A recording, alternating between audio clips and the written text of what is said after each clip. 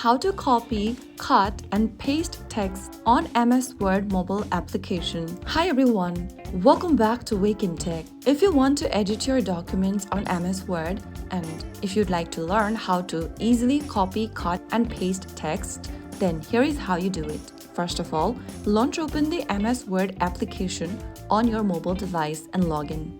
Once you're inside the home page, go ahead and select any document you want to edit, or you may also create a new document and add some text in it.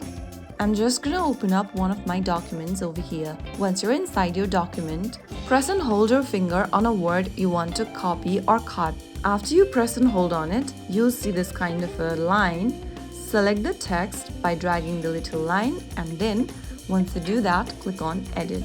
And once you do that, tap on Copy. After you copy it, you'll be able to copy the text in your device's clipboard. Copying will keep the text and make it a duplicate. Now if you go ahead and paste it, you'll be able to paste in the copied text. The next thing we are going to learn is to cut. Cutting a text removes the text and moves it.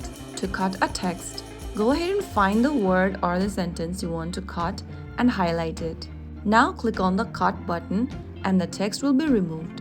This will be able to remove the text and move it somewhere else. If you want to move the text somewhere, go ahead and find the area where you want it to be moved, and once you do that, press and hold on that area and click on Paste.